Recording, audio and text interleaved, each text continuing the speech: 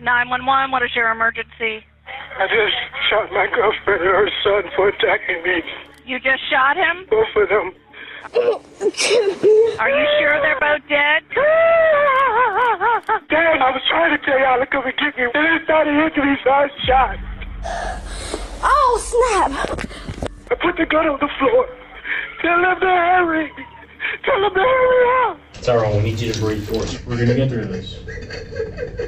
Let's not look at your hands right now. Let's not look at your hands. Tyrone. Following an explosive dispute on October 21, 2018, Tyrone Johnson made a haunting 911 call to turn himself in after he shot his girlfriend and her 10-year-old son. The circumstances that led up to the shooting, as well as what exactly happened that resulted in two heartbreaking deaths, would prove harder to understand than anticipated. However, even as investigators pry the details from their panicked subject, they will soon find that nothing about his story is as it seems. It's over for me, sir. It's not over for you, man, okay? I wouldn't say that.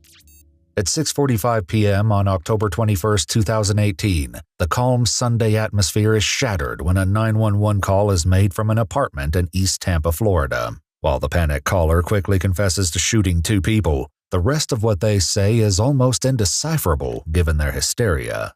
All right. Is the person still alive? They're dead. Is this a male or a female? Both male and female, they're dead. You killed them both? They were attacking me and I killed them. What is your first name? What's your last name? What? Where's the gun? What kind of gun is it? It's a Glock 40, ma'am. It's registered to me. And who were these people? My girlfriend and her son. We were arguing and they attacked me, ma'am. Hurry up. We're on the way, okay? We're on the way. Stay on the line with me. Hurry up! Hurry up! During the frantic 911 call, the caller can be heard calling out to someone else. For now, it's unclear if another person is in the apartment with him. Man, sir. Okay. I was trying to get them on the phone while they was attacking me. What city? Tampa, Florida. Are you sure they're both dead? Sir! Dad, I was trying to call y'all to tell y'all to come and get me while they was jumping on me. Dad. Sir, talk to me, okay? Dad, I gotta talk to the police. I just need you to tell me what room you're in again, okay? Ma'am, I'm standing at the door, ma'am. I'm gonna have the police call you, Dad. Are you in the front room? Are you at the front door? I'm standing here when they come in, ma'am. I'm unarmed. I laid the gun on the floor. I put the gun on the floor. Tell them to hurry. Tell them to hurry. We're already almost there. Sounds like they're there. Stay on the line with me, okay? They passing by, ma'am. Hurry up, ma'am. I can't talk to you right now, Dad. You need to just stay on the line with me, okay? The deputies are coming. I'm standing here with the door open, ma'am. All right. Will you talk to EMS if I put them on the line? Yes, ma'am. All right. Stay on the line. Don't hang up. Deputies from the Hillsborough County Sheriff's Office arrive on the scene soon after and find Tyrone Johnson sitting on his porch, screaming and crying while holding a cell phone with blood on his hands. He surrenders without incident and begins screaming, "I'm sorry, I'm sorry, I'm so sorry," as officers handcuff him. As officers place him in a police vehicle, Tyrone struggled to walk, not putting pressure on his right foot. While this detail may seem inconsequential, it will later prove to be a turning point in the ensuing investigation. Once he's brought to the station, Tyrone's panic only increases once officers settle him into an interrogation room, setting the tone for a frustrating and exasperating interview. However, when the eventual truth and the inconceivable motive will finally be revealed, it will leave the detectives reeling. You put your hand down. Would you like a big water or anything like that? No? Okay. In between gasping for breath, Tyrone manages to tell the officers that he's a veteran. Tyrone, we need you to breathe for us, all right? Because if you're hyperventilating, if you can, just breathe in through your nose and out through your mouth. Do it with me, ready? You got deep breath. There you go. There you go.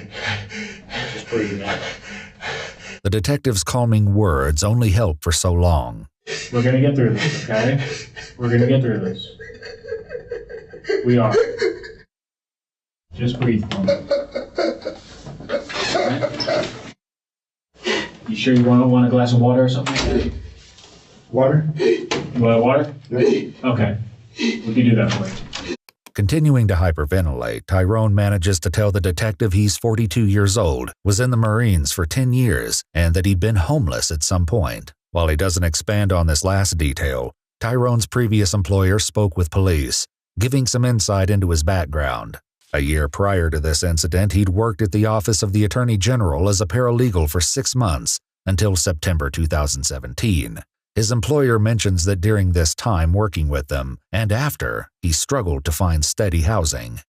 I knew that he was very frustrated with the VA because he didn't have housing, and I think he was living couch to couch. I didn't know that he didn't have a place to live until he kept disappearing on us. While details are sparse for now, Tyrone finally begins to show signs that he may calm down after one of the detectives returns and he takes a drink. Let's not look at your hands right now, okay? Let's not look at your hands. Tyrone, listen to me. Listen to me. Tyrone, hear me. Look at me. Don't look at your hands right now, okay? Listen. Here's what I want to do, man, okay?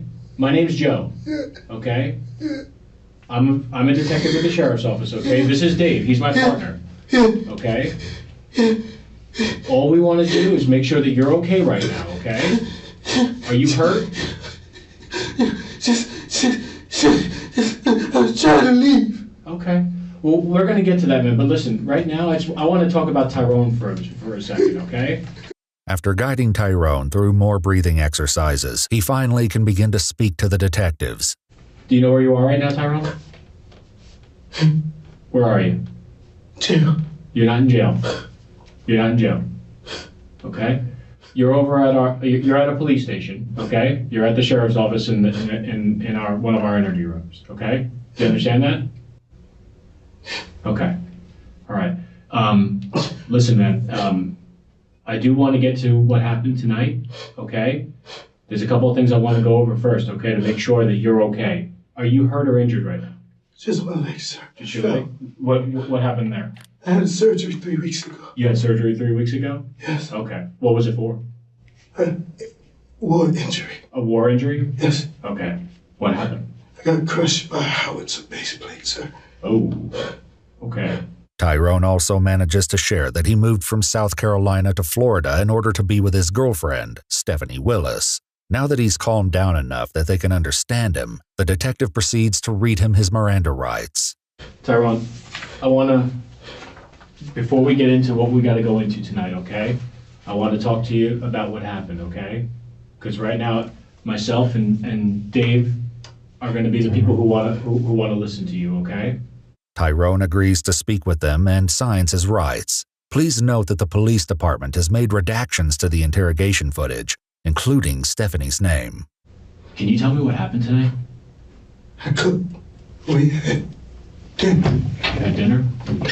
And I changed the TV. I'm sorry. I changed the TV. You changed the TV? To football. Okay. And we started arguing. Okay. And she was watching music videos. Okay.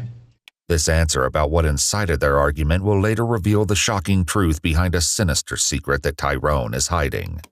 I see why your son is like a... Because you are... Hold on, Tyrone. Yes. Slow down for me. I can't understand what you were saying. What? Can you repeat that for me? She said, I see why your son is... Because you are... Okay. Tyrone has 5 children. One of his sons died 10 months earlier, something which Tyrone alleges Stephanie mocked him about. And I called my dad, and I said, come and get me Okay. in the morning. In the morning? I'm packing my stuff. Okay. And I was getting my stuff, and she began to hit me. And I fell over my knee roller, and I was trying to get my crutches so I could continue getting my stuff. Uh-huh. And she was going to throw the PlayStation at me. Okay. And I was down, I fell. She was trying to know the place where she had me. As words fail him, Tyrone attempts to act out what he claims happened next. However, unfortunately, it isn't much clearer. I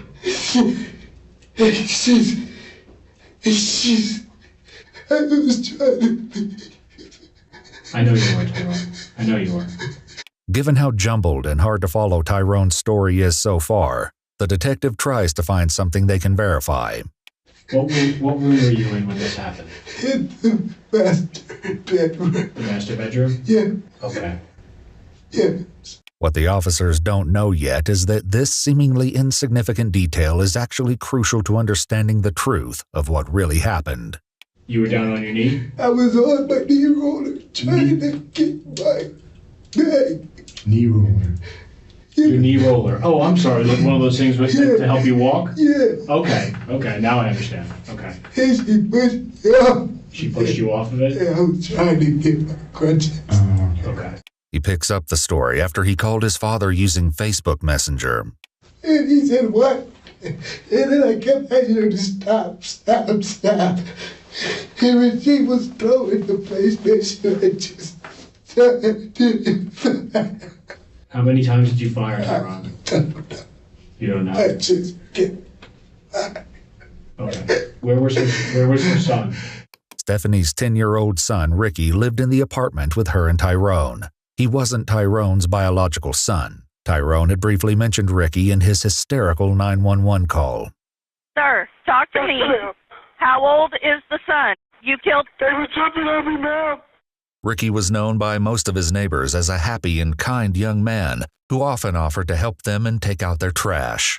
Videos from Ricky's YouTube channel show his excitement for life and the love he had for his mom. I'm gonna be on a TV show, and that TV show is called... This would be the part that goes, duh, but I'm actually gonna tell you it's gonna be America's Got Talent. The eerie secret that Tyrone is hiding about Ricky's death will eventually turn the case over its head. Please note his name has also been redacted from the police footage. He ran in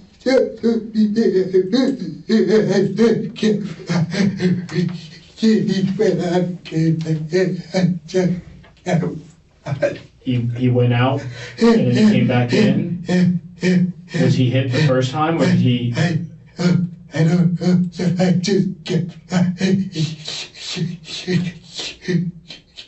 Was he saying anything to you? What?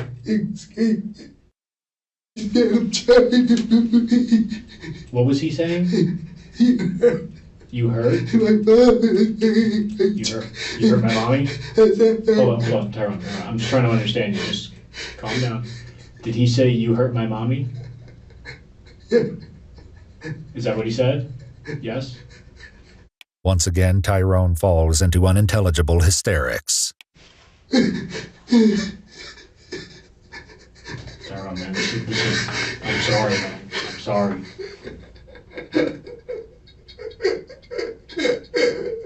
After slightly composing himself, Tyrone tells the officers that he and Stephanie had been together for a year, and he'd recently moved back into the apartment after briefly moving out. What made you move out in the first place? think we had argued. You had argued? A couple of weeks before the surgery. Did you guys get into it a lot before?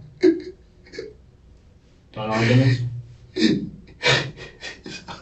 I'm sorry. Yes? Just... You don't know? I know this is a lot right now, Tyrone. I do. I'm just trying to understand what happened in that, okay? Without much prompting, Tyrone then makes a surprising confession, one which could help to decipher what actually happened. There was a witness to the entire incident. I was on the phone with my dad packing my stuff. Were you on the phone the entire time with your dad during this? Yes. When the shooting happened and everything? I said, stop. Given that trying to get a clear answer out of Tyrone so far has been like pulling teeth, the fact that they may be able to verify his version of events with his father, who heard the entire incident on the phone, must seem like a lucky strike. I'm talking to the police, Dad. He had called 911 using the phone in the apartment and used his cell phone to talk to his dad at the same time. As it will turn out, however, the evidence the investigators truly need to reveal the horrific truth is not going to come from Tyrone's father. They will soon uncover that it already awaits them at the scene of the crime. For now, they return to the details of what happened that night. The officer asked Tyrone to clarify where Ricky had been when Stephanie picked up the PlayStation. You said earlier that ran out of the room and then came back in. Came back in, sir, and I just kept firing.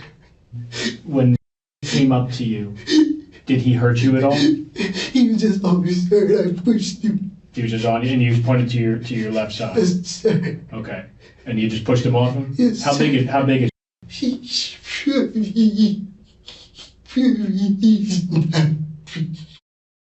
you think he was just protecting his mama? I did. You think so? But I wasn't. The only way to noise was like that because she kept pushing me off. That's it. You think he just maybe misunderstood the situation? I think so, sir. Hearing Tyrone and Stephanie arguing, Ricky had come running into the room and pushed Tyrone. After this, Tyrone picked up his firearm. Do you remember what you were aiming at? I just started firing, sir. You just started firing? Yes, sir. What did she, when you started firing, what happened? I remember she fell and then I rolled over and oh my God. Coming back and I just started firing. It was coming back and you just started firing? Is that what you just said? I don't. Soon after, Tyrone made his haunting 911 call. In order to gather more details, they changed topics, discussing the firearm. Let me ask you this. How did it get to where it got to today? The gun? Keep it by the bed. By the bed? I moved on top. Is it locked up? No, sir, I just keep it. You just keep it there? All the time. Okay. Do you keep a fully loaded magazine in it? Yes, sir. You do? All the time. Okay. Tyrone clarifies that the firearm isn't just near the bed, but he actually keeps it on the floor near his hygiene bag. The firearm in question was recovered from the scene.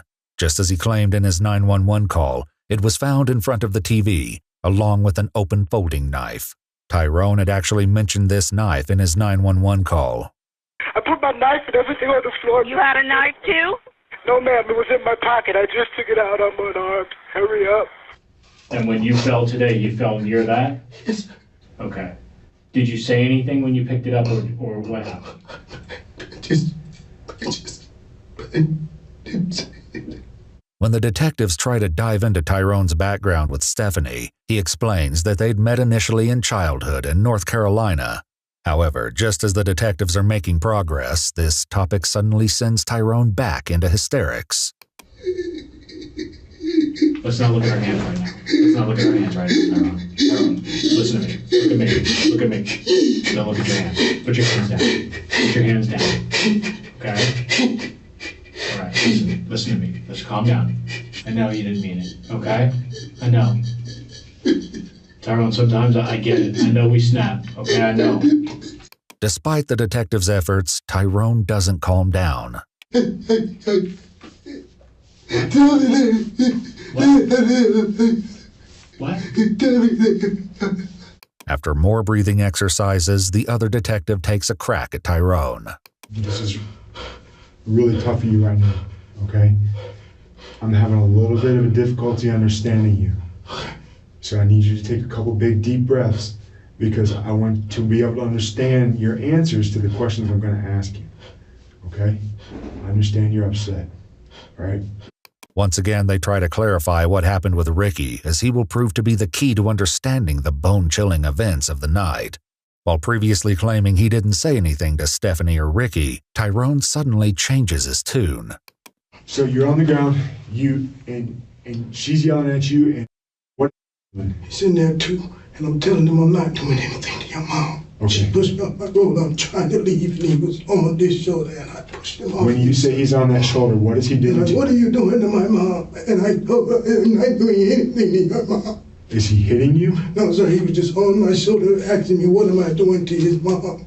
Okay, so he's just Yes, sir. up against you saying, "What are you doing to my mom?" And I pushed him off of me, And you sir. pushed him off of you. Yes, sir. Okay. This detail will be crucial later in the most heartbreaking way. Earlier, Tyrone had claimed that Ricky had run into the bedroom. What was he saying? You heard? You heard my mommy? While it's somewhat unclear the order that things occurred, it's possible that this was after Tyrone had started shooting and had injured Stephanie. Now that he's finally calmed down a bit, Tyrone adds new details to his story. Well, I'm sitting here, the bed, the wall, my crutches, which I was trying to grab after I pushed off of me. Because I'm not doing anything, I'm trying to leave. Okay. And that's she was standing there with the PlayStation. Where's the door? Behind her? Behind, yes. Okay. So she's blocking your way to the door? Yes. And I wouldn't say blocking, sir. But she's in between you and the door? Yes, sir. Okay. And are you sitting on your butt on the floor? Yes, sir. All right. So now you push off of you, and you said she's standing there with what in her hands? The PlayStation. All right. Show me how she has this PlayStation. She just has it up like she's about to throw it at me, sir. Okay, show me where she has it at. She has it up just like this. Right here in front of her. Yes, sir. What did she say? What she's going to do with this thing? She was getting ready to throw it at me, sir. She's getting ready to throw it at you. Yes, sir. I told her, give me my things. Okay. What'd you do next? I just picked my gun up and started firing, sir. Okay. Did it hit her? I think so. Okay. I don't know, sir. Did she fall to the ground? She fell, and I just kept firing. And I rolled up and stepped, and then when I was coming back, and I just kept firing. Okay. All right. Thank you for telling me that. When she was hit, she fell straight to the ground, or did she leave? I think she fell by my knee roller. By your knee roller. Yes. Still in the bedroom. Yes. While Tyrone's story hasn't been particularly coherent so far, his answer to the detective's next question indicates that perhaps he's also not being honest. Where's the PlayStation? I don't know where it's at. This time I think it fell over. It fell over? Did you move that PlayStation at all from the time you fired those rounds until the cops showed up? No, sir. A PlayStation with a bullet hole was recovered from the main bedroom. Interestingly, the crime scene footage reveals that Tyrone is either confused about where the PlayStation fell, or he's lying, as it was found not next to Stephanie's body as he claimed, but on top of the bed near his crutches, along with a shell casing. Did you shoot them when they were on the ground? I don't know, sir. I just kept firing. I just kept firing. You made a motion like this, where like shooting down. Yes, sir. When I looked and I was reaching for Stephanie, I fired. And he said, kept firing. Are you firing at Stephanie, or are you firing? I was just firing. And I remember because he had fell and he was. Tyrone has just slipped up. The detectives will confront him about this later, as soon as they have the evidence they need to confront him with the truth. For now, they let it pass, moving on to try and verify his claim that Stephanie was hitting him. Can I look at the back of your head? Sure, sir. It's a little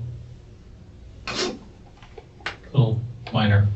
We'll get a photograph. Now, your shirt's ripped back here in the back. Yes, sir, that they was tussling. She was tussling on the back of me up on it before she pushed me off my knee roller, sir. Tyrone's knee roller can be seen in the crime scene footage, right next to the bed in the master bedroom. Tyrone, what we're going to do is, we're going to have somebody come by here and photograph you. We're going to take your clothes, okay? And then we're just going to have you sit down for a little bit, Okay. and we'll be back with you, okay? Yeah. Do you have any questions or anything you want to say? No? I'm sorry. Okay. Tyrone, I'm going to be with you every step of the way on this, okay? We got a lot of things to do. It's over for me, sir. It's not over for you, man, okay? I wouldn't say that, okay? The officers get Tyrone's details for his phone so they can reach out to his parents to verify his story. They also get the details for Stephanie's phone so that they can contact her family to notify them that she and Ricky have been killed. As one officer leaves to fetch more water, Tyrone once again spirals into an unintelligible meltdown. How did her blood get on your hands? I was trying to I was trying to. I was trying to. I know. When did you do that? No. I remember the PlayStation fell, and she fell, and I was trying to say. And that was came back over. And I said it real like he kept firing. He fell and I kept firing. Okay. While this hard-to-follow answer doesn't add too much, what Tyrone says next is very telling. What she said, I see what you said. Right. I said, this is over. I know. And I called my dad. Did your dad hear that? I called him right after that. I said, she said my son is like. While Tyrone previously claimed that his dad heard the entire incident during a video call, this adjustment in his story dashes the detective's hopes of corroborating if Stephanie ever made this statement. They did speak with his father, and he said that during their video call he saw what he thought to be a hand swatting at the back of Tyrone's neck, and later heard 2 gunshots. However, he didn't hear the beginning or the rest of the altercation. The officer leaves again, this time to get the crime scene crew to collect Tyrone's clothing, abandoning the other officer to listen to Tyrone's hysterical crying alone. It was such Finally, the crime scene crew is ready, and so the detective explains to Tyrone that they need him to take off his clothes, put them in separate bags, and that they will supply him with new clothing. Tyrone's response is one of panic. Do you understand? Okay. Sure. All right. You're good right now. Get your arms out. Relax. Relax. I know this is difficult, but... What? I don't know how this happened, man. As his clothes are being processed into evidence, Tyrone becomes deeply emotional. I'm sorry, son.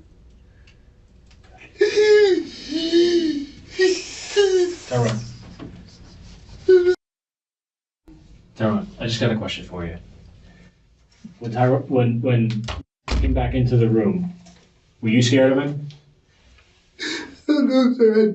Despite this claim now, during the 911 call, Tyrone has said that both Stephanie and Ricky had attacked him. And I started hitting me, so I shot. Where did his body fall? Right beside his mom, and I just kept firing. Okay. There's a very good reason they are once again inquiring about where Ricky fell after being shot. There are quite a few things about Tyrone's story that just aren't adding up, and this is one of them. For now, they leave him in the interrogation room. Despite being alone, he isn't quiet, and after a few minutes, he can be heard talking to himself. I'm so sorry, son. For much of the time he's alone, Tyrone simply stares down at his hands before he once again begins to cry.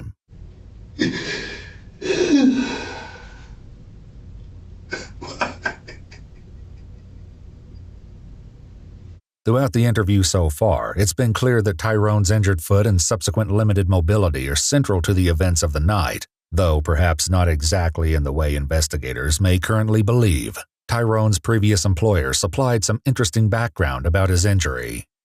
When he first started here, did he have any injuries or anything that you're aware of?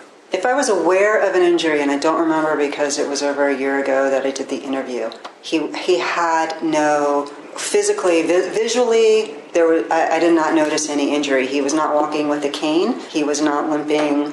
He was not complaining, and he did not mention any sort of pain. Yet, as investigators will soon learn by the end of his employment, things had dramatically changed for Tyrone. When he left here in September, I'm telling you, there was a clear deterioration in his health, be it physical and mental. I don't know a diagnosis, I'm not saying that, but he was distracted, he was more irritable, he became openly frustrated. So in the 6-month time period, you saw him go from someone who would sit here like you and I are sitting here to I gave him the opportunity to resign because he could not do the work here. He was not reliable, he was not dependable, and his disposition had changed.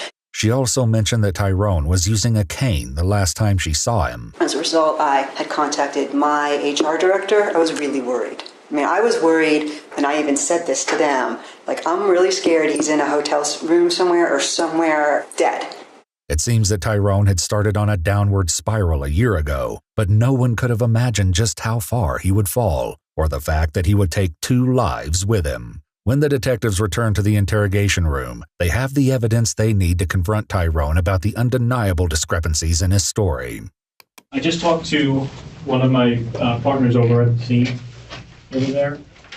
I gotta clarify something, man. Okay? Why is there blood in the room? I don't know, sir. The detectives have just asked a crucial question.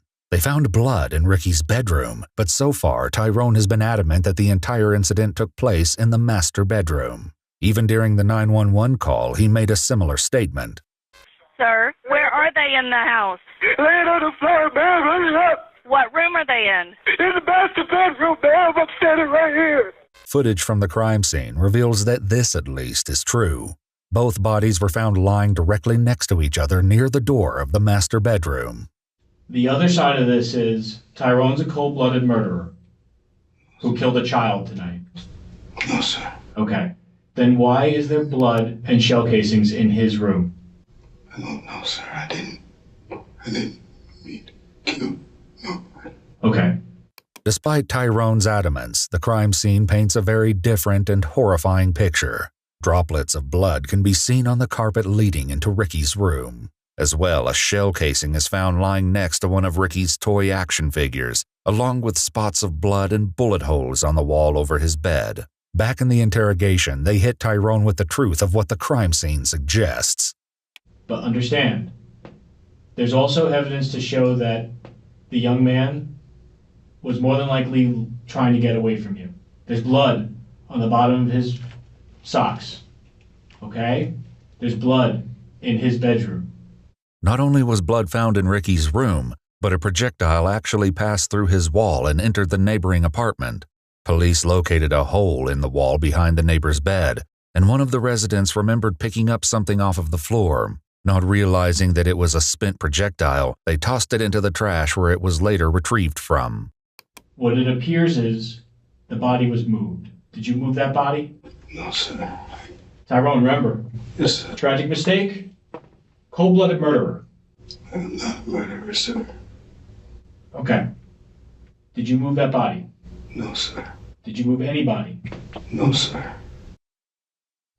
I didn't mean to kill no one, sir. Then why is there blood in his room? Explain that to me. No, sir. I didn't move anyone, sir. What? When I looked up and right standing there again, Where was he standing? Where was he standing? When I looked up, he was standing there. How far away from you was she? Maybe he was something. I just picked up the gun and kept firing. And you fired at him while he was on the ground? I just kept firing, sir. Did you fire at him while he was on the ground? I just kept firing, sir. Okay. I just kept firing. Despite all the evidence, Tyrone maintains he wasn't in Ricky's room. Yet the blood spatter in Ricky's room leads to scattered pools of red in front of his bed, as well as bloody vomit. You can't explain, though, how there's blood in his bedroom?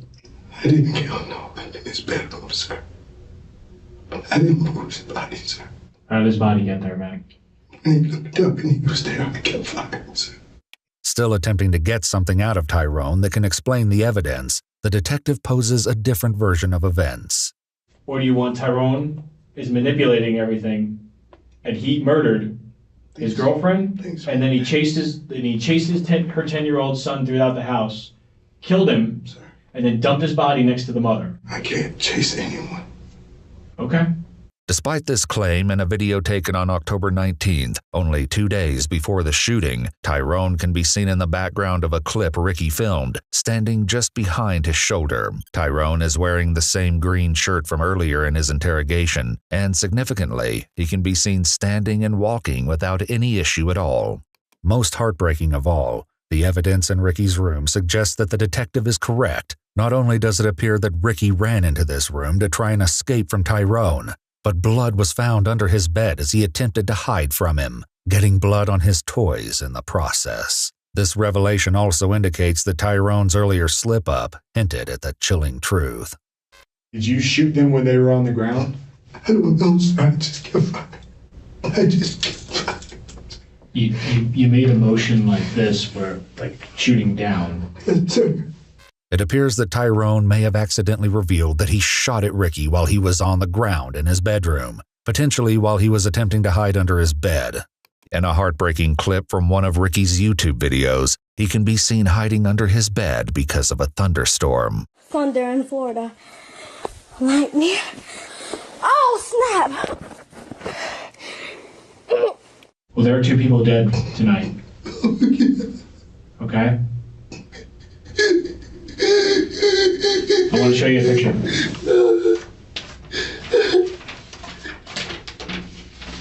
Who's that?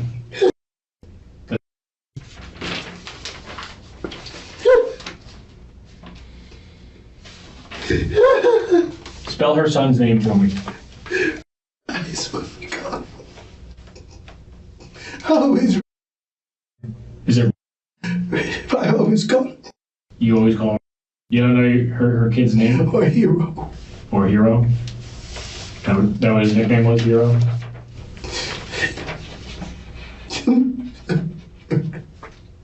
Sounds like I was trying to protect his mother tonight. That's what I think. And I wasn't doing anything, sir. The only noise that he heard was me coming off of my knee. Okay. While Tyrone has been unwavering in his conviction that everything took place in the master bedroom, blood was also found in the attached bathroom, including on the outside of the bathtub, the walls, and the toilet. As well, bullet fragments were found on the floor near the bathtub and toilet, indicating even more clearly that Tyrone isn't even remotely telling the truth. Nobody's sitting here saying that you're lying to us, but one thing that we do know is that we have our squad mates at that apartment, and they're telling us something different than what you're telling us. Hold on, just hear me out, okay? Your girlfriend tonight questioned your manhood, and that pissed you off. And then she did the unthinkable. She insulted you by calling you a, and she had the audacity to compare that to what your son did. And that pissed you off, and that made you snap. I'm not, sir. Okay? I don't know if you don't understand what we're telling you, but something else happened in this room. Oh, sir. Something happened in the room. The detective noted in the police report that, in contrast to his actions, he couldn't see any tears coming from Tyrone's eyes during this confrontation, despite his attempts to appear like he was crying. He also added that Tyrone was sweating profusely. This development throws all of his earlier panic and hyperventilating into question. I'm going to tell you why I'm going to disagree with you. Because I know that you can move. You can't move great, but I know you can move around because you told me you moved from the bedroom to the outside before the cops came. So I know you can move around. Yes, sir. Okay? So it's very possible that you could have moved from the master bedroom to, because he was scared and he was trying to get away from you. I wouldn't murder my kids, sir. I didn't say you murdered anybody. It's an accident. Could have been an accident. I wouldn't do that, sir. I just wouldn't murder kids. Well, you're the only one with a gun, right? Yes, sir. So there's only one explanation for the shell casings and bullet holes in his room. I'm not running from it, sir. My life is over. Why is your life over? Tell me why.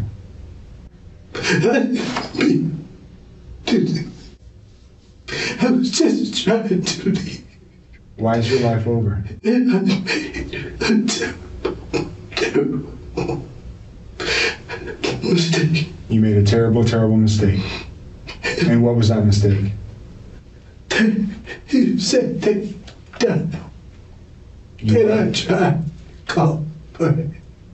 This slight admission leads detectives to press Tyrone on why he may have been emphasizing his injured foot. Tyrone, how much time passed from the time that you went outside and called for help? Not even a minute. Not even a minute? No, sir. That's pretty fast. While Tyrone doesn't offer an explanation, investigators found a spent shell casing on the porch where he had waited for the police to arrive. I was just outside the doorway, just to the gate. When you went out to the doorway, to the gate? To the gate right there at the tree, and then I hopped back in because I couldn't see anyone. How did you do that with that injury? On this bench, sir. You hopped? Yes. You did that all in 1 minute? Yes, sir. With this statement from Tyrone, it becomes clear that he has been highlighting the issues with his mobility for a very specific reason. He simply couldn't have chased 10-year-old Ricky through the apartment and shot him, never mind later moving his body into the master bedroom next to Stephanie if he could barely walk. The question remains, though, is this injury actually so bad that it would prevent Tyrone from committing the crime he's accused of? Or does he just want the investigators to think it is? While he may have been wounded and had surgery 3 weeks earlier, it also seems possible that he may be exaggerating the extent of his injury. But your story is everything happened in the master bedroom. I'm asking you. Did everything happen in the master bedroom? Is that what you're sticking to? Sir. Sorry? Yes, sir. Okay. I don't remember. Tyrone, if I can show otherwise, what do you think should happen?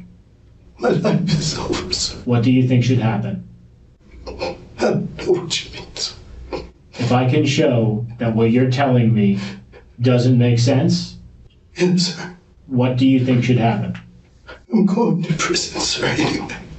Okay. But I didn't murder them on purpose. I didn't kill them. I was trying to leave, sir. I get that. I get that, Tyrone. I do. Despite the detective's questions, Tyrone doesn't change his story and the interrogation ends. Investigators at the scene noted that Stephanie appeared to have a contusion to her right eye and it was swollen closed. As well, she appeared to have an entrance wound to her forehead and chest, as well as wounds to her arms and neck. There was another gunshot wound inside her mouth, which broke her jaw. This bullet had been fired at a downward angle and struck her aorta and lung.